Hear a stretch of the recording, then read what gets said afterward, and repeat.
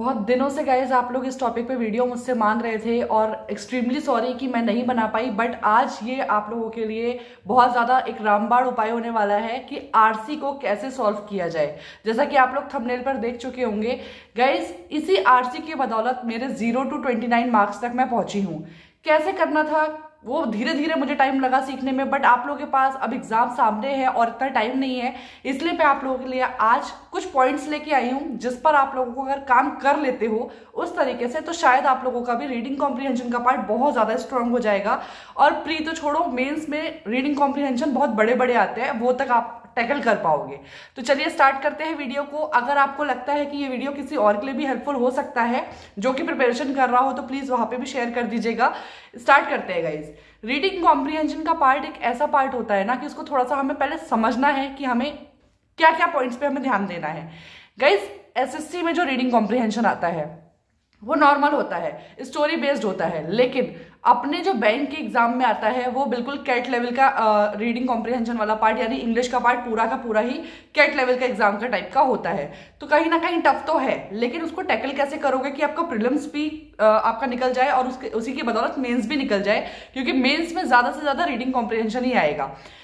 2-3 points पर मैं आपको बताऊंगी, क्योंकि मैं खुद 2-3 एग्जाम्स बैंक के बैक टू बैक निकाल चुकी हूँ, इंश्योरेंस का एग्जाम निकाल चुकी हूँ। कहीं ना कहीं मेरी इस पर कमांड अच्छी हो चुकी है, तो ये मुझे हेल्प किया था, तो डेफिनेटली आप लोगों को भी हेल्प करेगा अगर आप लोग इसी तरीके से स्टार्ट करते हैं। तो देखिए किस तरीके के रीडिंग कॉम्प्रिहेंशन आपको देखने के लिए मिलते हैं एग्जाम में। तो पहले आज से 1-2-3 साल पहले की अगर मैं बात करूं तो आप लोग को जो रीडिंग कॉम्प्रिहेंशन प्री में आता था ना, क्लर्क वाले लेवल में हो गया या पीओ लेवल में भी हो गया, तो वो स्टोरी बेस्ड होता था। स्टोरी बेस्ड का मतलब यह ऐसा हो गया कि जैसे कोई एक कहानी ऑथर ने अपनी डिजाइन की और उस टाइप की कहानी पर आपकी आरसी आती थी, तो आप लोग का जो क्वेश्चन होता था वो टैकल करना इजी होता था, आप लोग फटाफट उसको समझ जाते थे, क्योंकि स्टोरी कहीं ना कहीं पढ़ के समझ में आ जाती है अगर आपने थोड़ी भी अच्छे से प्रिपरेशन अपनी कर रखी है तो। बट अब क्या आती है, अब आती है आपकी finance based, data based, fact पर बेस्ड, या फिर जैसा आपका जो सराउंड में चल रहा है कि जैसे आईएमएफ ने अगर कुछ फंडिंग की है या वर्ल्ड बैंक ने कुछ फंडिंग की है उस पर बेस्ड, तो बैंक में कहीं ना कहीं इस तरीके की आरसी आपको देखने के लिए मिल रही है। इसको करने के लिए आप लोग जो पुराने वाली स्ट्रेटेजी थी वो फॉलो करोगे तो शायद नहीं हो पाए, क्योंकि पहले क्या था कि आपने अगर पढ़ लिया, आपको समझ में आ गया, आपने क्वेश्चंस के आंसर लगा दिए। बट अब आपको सबसे पहला काम आपका क्या होगा, बहुत बच्चों का एक क्वेश्चन होता है कि मैम रीडिंग कॉम्प्रिहेंशन पहले देखें या फिर पहले हम क्वेश्चंस देख लें। तो गाइज मेरा ये सजेशन है, और इवन मैं भी करती हूँ, और जब मैं तैयारी कर रही थी और मैं भी जहां जिन टीचर्स से पढ़ रही थी उनका भी ये सजेशन रहता था कि पहले आपके पास थोड़ा भी टाइम लेके आप फटाफट जितने क्वेश्चंस हैं इसके फटाफट एक बार एक नजर उस पर घुमा लो कि इस क्वेश्चन में क्या पूछा गया है, इस क्वेश्चन का कीवर्ड क्या है, इस क्वेश्चन का कीवर्ड क्या है। क्यों? क्योंकि आपको यार तुर्रम खा नहीं बनना है, आपको आरसी सॉल्व करनी है और आगे बढ़ जाना है। तो आपको क्या हो रहा है कि आपको अगर कीवर्ड्स पता चल गए हैं, आप जब रीडिंग कॉम्प्रिहेंशन पढ़ोगे तो वो आपके दिमाग में क्लिक करेगा कि ये जस्ट मैंने अभी थोड़ी देर पहले पढ़ा। और कभी कभी क्या होता है कि उस कीवर्ड से सेम आंसर आपको मिल जाएगा, जो 4-5 ऑप्शन होंगे उसमें जो ऑप्शंस का आंसर होगा वो सेम पैसेज में लिखा होगा। उससे आपको क्या होगा, हेल्प हो जाएगी। एक आध क्वेश्चन आपका इस तरीके से हो जाता है, सारे नहीं होंगे, क्योंकि सारे में तो इस तरीके के क्वेश्चन आते हैं कि आपको भी देख के डर लग जाएगा कि यार ये पूछ क्या रहा है, आपको ये समझ में ही नहीं आएगा। जैसे सबसे ज्यादा एक क्वेश्चन आता है कि what does the passage says, what does the author suggest. तो इसमें अब हमें भाई क्या कहें इसमें, तो इसके लिए आपकी रीडिंग जो है वो बहुत स्ट्रांग होना बहुत ज्यादा जरूरी है, क्योंकि आप जब उसको पढ़ोगे उसका क्रक्स निकालोगे, आपके दिमाग में बैठेगा कि अच्छा ऑथर ये कहना चाह रहा है, तभी आप इस टाइप के क्वेश्चन का आंसर कर पाओगे। इसके लिए बहुत ज्यादा आपको रीडिंग की प्रैक्टिस करने की जरूरत है। रीडिंग की प्रैक्टिस इसीलिए हम लोग हमेशा बोलते हैं कि भाई रीडिंग करो। आपका रीडिंग कॉम्प्रिहेंशन वाला पार्ट आपको रीजनिंग में भी हेल्प करेगा इसी एग्जाम में, बैंक के एग्जाम में, क्योंकि रीजनिंग में आपका जो लॉजिकल रीजनिंग वाला पार्ट है ना, आपने देखा होगा उसमें जो क्वेश्चंस आते हैं वो पैसेज बेस्ड आते हैं। तो वो पैसेज आपको जब आपकी इंग्लिश स्ट्रांग हो जाएगी तभी उसको पढ़ के आप समझ पाओगे, तो आपका इंग्लिश में भी हेल्प करेगा। और वही आपसे जो एग्जामिनर है ना, वही वो चाह रहा है कि आपको रीडिंग की अच्छी स्किल्स आपके अंदर वो डेवलप करवाना चाह रहा है, इसलिए वो रीडिंग कॉम्प्रिहेंशन आपको देते हैं। और इवन मेंस में भी भर भर के देते हैं। यार आप यकीन नहीं मानोगे, डीआई तक में तो इंग्लिश घुसी हुई है, मतलब तो समझ लो कि इंग्लिश कितनी ज्यादा इंपॉर्टेंट है। तो पहला पार्ट मैंने आपको क्या बताया कि आपको पहले क्वेश्चंस पढ़ने हैं, उसके बाद आपको पैसेज पढ़ना है, जिससे आपके क्वेश्चन उसमें मिलते चले जाएं। क्वेश्चंस पढ़ने के टाइम पे आप लोगों को एक चीज बहुत हेल्प करेगी, वो है क्या, जब आप वोकैब वाले पार्ट पे आओगे ना, 2 से 3 क्वेश्चन आते हैं उसमें वोकैब पर, जैसे साइनो पूछ लेता है, उसका एंटो पूछ लेता है, वो आप कैसे करोगे। आपको जब आप तैयारी कर रहे हो उस दौरान मैंने आपको बताया है कि वोकैब का आपका स्ट्रॉन्ग कैसे करना है। तो वो जो आपने स्ट्रॉन्ग कर रखा होगा, या तो word power made easy book पढ़ के कर रखा होगा, या फिर आपने अपनी, जैसे मैंने बनाई थी अपनी नोटबुक, उस तरीके से जब आप न्यूज़पेपर पढ़ते होंगे तो आपने जो हाईलाइट करते जाते हो उसको अपने हिंदी मीनिंग, इंग्लिश मीनिंग, उसके द्वारा एक सेंटेंस बना के इस तरीके से आपके दिमाग में अगर वो वोकैब होंगी तो वो इस जगह पर आपको बहुत हेल्प करेगी। इसी रीडिंग कॉम्प्रिहेंशन की वजह से ही वोकैब का पार्ट स्ट्रॉन्ग करने के लिए आपसे बोला जाता है। यही रीडिंग कॉम्प्रिहेंशन आपका इंग्लिश में क्लोज टेस्ट आपका इंप्रूव करवाएगा। क्लोज टेस्ट में आपके मार्क्स आने लगेंगे गाइस, क्योंकि आपकी रीडिंग की हैबिट अच्छी हो चुकी होगी, आपको धीरे धीरे चीजें समझ में आने लगेगी, आप सेंटेंस रीअरेंजमेंट बना पाओगे। ठीक है, तो अब बात कर लेते हैं सेकंड थिंग क्या करनी है आपको। गाइस, स्किमिंग सुना होगा आपने, जो कि निमिषा बंसल मैम ने इंट्रोड्यूस किया है कहीं ना कहीं, मैंने तो उनसे ही सुना हुआ है। तो गाइस, स्किमिंग का मतलब क्या होता है कि आपको पैसेज बहुत लंबा आएगा, तो उसको आपको, अगर आप एक एक लाइन पढ़ने बैठोगे बहुत सारा टाइम निकल जाएगा। टाइम आपके पास 20 मिनट ही होते हैं।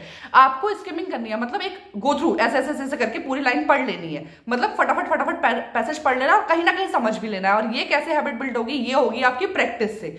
प्रैक्टिस आपको बहुत ज्यादा हेल्प करती है किसी भी एग्जाम को क्लियर करवाने के लिए। इवन आज मैंने अपने पास ये बुक रख रखी है जो मैं हमेशा बोलती थी कि आपको दिखाऊंगी। तो गाइज, ये है किरण पब्लिकेशन की इंग्लिश की बुक, जो कि 2024 वाला न्यू एडिशन है।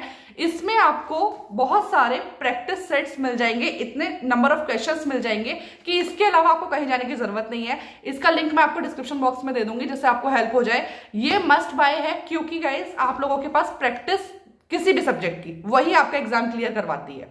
ठीक है, स्किमिंग का पार्ट आप जब इस पर करेंगे, बुक पर करेंगे, उसके बाद ही आप जब ऑनलाइन टेस्ट सीरीज वगैरह पे करते हो तो आपको बहुत हेल्प होती है। इस तरीके से ही हमने किया था। ये बुक थी, एक आध बुक्स और थी, तो उससे मैंने बहुत प्रैक्टिस की थी गाइस, तब जाके इंग्लिश में मार्क्स इंप्रूव होते हैं।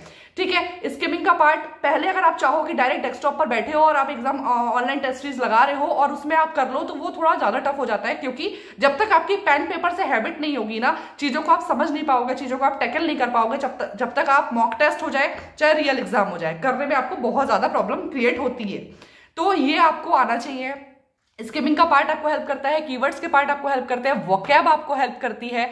अब रही बात की एक क्वेश्चन आता है कि ऑथर की टोन क्या है, या ऑथर क्या सजेस्ट कर रहा है, ऑथर क्या इंप्लाई कर रहा है। तो गाइज, उस क्वेश्चन के लिए आपको उसकी टोन समझ में आ जाएगी जब आप पढ़ना शुरू करोगे और आपको समझ में आने लगेंगे धीरे धीरे पैसेज, तो आपको समझ में आ जाएगा। जैसे कैसे हम हिंदी में अगर हमें कोई गाली दे रहा है तो हमें समझ में आ जाता है कि उसका मूड कैसा है, अगर कोई हमें प्रेस कर रहा है तो हमें समझ में आ जाता है कि उसका मूड कैसा है। वैसी सेम चीज है ऑथर की टोन इंग्लिश में। जैसे कि अगर वो जैसे मान लीजिए आपका उन्होंने कोई पैराग्राफ जो आप पढ़ रहे हैं, वो आप उसमें उन्होंने क्या कर रखा है कि किसी चीज को क्रिटिसाइज कर रखा है। क्रिटिसाइज का मतलब उसके सारे बुरी तरीके चीजें बता रखी है, उससे वो बहुत ज्यादा परेशान हो चुका है, बहुत ज्यादा झीक चुका है। तो आपको उसका आंसर करना है कि भाई ऑथर की टोन जो है वो क्रिटिकल है। कहीं ये भी हो सकता है कि सोसाइटी में उसको कुछ बदलाव करने हैं, या फिर वो जैसे बैंक और मान लीजिए IMF मैंने एग्जांपल लिया था, इसमें अगर आप लोगों का कोई MOU साइन हुआ है, उसमें उसको कुछ सजेशन देना है, तो वहां आपको उसकी टोन समझ में आ जाएगी कि ये कुछ सजेस्ट करना चाह रहे हैं, तो आप समझ लो। या फिर वो कहीं किसी चीज में आर्ग्यूमेंट वाली उसकी टोन होगी, तो वो भी आपको समझ में आ जाएगी। तो 2-3 तरीके के क्वेश्चंस ये आएंगे कैसे, आपको रीडिंग हैबिट से, वोकैब स्ट्रॉन्ग करने से। गाइस, एक छोटा सा एग्जांपल मैं बताती हूँ। जब मैंने पहली बार एग्जाम दिया था, तो जो रीडिंग कॉम्प्रिहेंशन का पार्ट था, मैं मेंस की बात कर रही हूँ, प्रीलिम्स तो आराम से निकल गए थे, ज्यादा प्रॉब्लम नहीं होती यही सब हैबिट को अपनाने के बाद से। बट मेंस में रीडिंग कॉम्प्रिहेंशन जब आया ना, तो एक पैसेज ऐसा आया कि जिसको पढ़ के मेरे ऊपर से निकल गया दिमाग के। मैंने कहा यार ये क्या है, मैं तो न्यूज़पेपर भी पढ़ती हूँ, एडिटोरियल भी पढ़ती हूँ, फिर भी मेरे समझ में नहीं आ रहा है, इसका मतलब इंग्लिश का पेपर आज का बहुत टफ आया है। लेकिन मैं जेन्युइनली बता रही हूँ गाइस, उस समय मेरी वोकैब उतनी स्ट्रांग नहीं थी। मैंने ग्रामर पार्ट पे तो ध्यान दिया था, मुझे ये तो समझ में आ रहा था कि पास्ट का सेंटेंस चल रहा है या फ्यूचर का चल रहा है, सब चीज समझ में आ रही थी। बट वोकैब स्ट्रांग नहीं होने के चक्कर में मुझे बहुत दिक्कत आई। लेकिन फिर भी मैं उस पैसेज में अच्छे मार्क्स ले आई थी, क्योंकि मैंने वोकैब वगैरह अच्छे से लगा दी थी।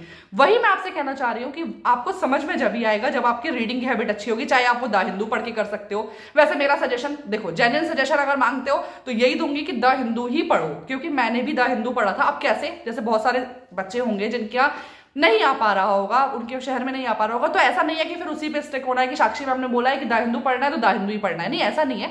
आप जो है कोई भी न्यूज़पेपर पढ़ सकते हैं, कोई भी नॉवल पढ़ सकते हैं, कोई भी बुक को फॉलो कर सकते हो। जैसे मैंने आपको ये बुक बताई, तो ये आपको हेल्प करते हैं कहीं ना कहीं।